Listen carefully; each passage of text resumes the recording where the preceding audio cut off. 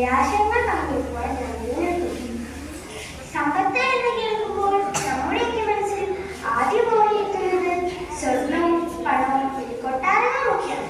എന്നാൽ ജീവിതത്തിലെ ഏറ്റവും വലിയ സമ്പാദ്യം പണവും അധികാരവുമാണ്. മറിച്ച് നല്ല ആരോഗ്യമാണിരുന്ന തിരിച്ചറിയാൻ പലപ്പോഴും കഴിയും. പണം നഷ്ടപ്പെട്ട കഠിനാധ്വാനം ചെയ്ത് അത് വീണ്ടും നേടിയെടുക്കുക. എന്നാൽ ഒരിക്കൽ തകർന്നു പോയ ആരോഗ്യം തിരിച്ചുപിടിക്കുക എന്നത് കൈ നിറയെ പണമുണ്ടായിട്ടും വിഭവസമൃദ്ധമായ ഭക്ഷണത്തിന് മുന്നിലിരുന്ന് രോഗങ്ങൾ കാരണം കഴിക്കാൻ സാധിക്കാതെ കണ്ണുകളുടെ മനുഷ്യനെ ചുറ്റും കാണാറില്ലേ? അവിടെയാണ് പലതേക്കാൾ വലിയ സമ്പാദ്യം ആരോഗ്യമാണ് എന്ന് നാം തിരിച്ചറിയുന്നത്.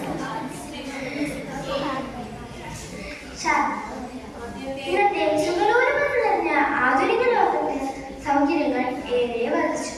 എന്നാൽ അതിനോടൊപ്പം നമ്മുടെ ജീവിതശൈലിയും മാറി വന്നു. വ്യായാമമില്ലാത്ത ദിനചര്യകൾ, ആരോഗ്യകരമല്ലാത്ത ഭക്ഷണത്തോടുള്ള അമിത താല്പര്യം, ദൃശ്യശ്രവ്യ ഉപകരണങ്ങൾക്ക് മുന്നിലെ മണിക്കൂറുകൾ നേരെ ഇരുത്തം, ഇവയെല്ലാം നമ്മെ രോഗികളുടെ ഒരു തലമുറയാക്കി മാറ്റുന്നു. പ്രമേഹവും അമിത രക്തസമ്മർദ്ദവും ഹൃദയരോഗങ്ങളുമൊക്കെ ഇപ്പോൾ മുതിർന്നവർക്ക് മാത്രമല്ല, ചെറിയ കുട്ടികളെ പോലും വേണ്ടിയാണ്. ശാരീരിക ആരോഗ്യം പോലെ തന്നെ തുല്യ പ്രാധാന്യമുള്ളതാണ് മാനസികാരോഗ്യം.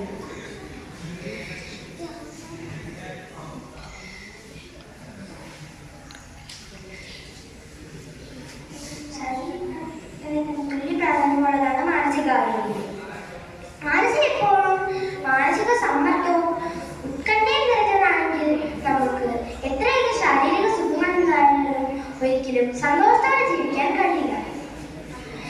വരും തലമുറയ്ക്കായി നമ്മൾ കരുതി വെക്കേണ്ട ഏറ്റവും വലിയ സമ്പാദ്യം പണമല്ല, നല്ല ആരോഗ്യമായ ജീവിതവും പിന്നെ നല്ല സന്തോഷമുള്ള ഒരു മനസ്സുമാണ്. നല്ല ആരോഗ്യകരമായ ശരീരത്തിന് വേണ്ടി വലിയ വലിയ കാര്യങ്ങളൊന്നും നമ്മൾ ചെയ്യേണ്ടതില്ല. ദിവസം കുറച്ചു നേരം വ്യായാമം ചെയ്യുക, ആരോഗ്യകരമായ ഭക്ഷണം കഴിക്കുക, ധാരാളം വെള്ളം കുടിക്കുക, കൃത്യസമയത്ത് ഉറക്കം ശീലമാക്കുക, ദൃശ്യശ്രവ്യ ഉപകരണങ്ങളുടെ ഉപയോഗം കുറച്ച് പ്രകൃതിയോടും മനുഷ്യരോടും കൂടുതൽ അടുക്കുക. നമുക്ക് കിട്ടിയ ഈ നല്ല ജീവിതത്തിനെ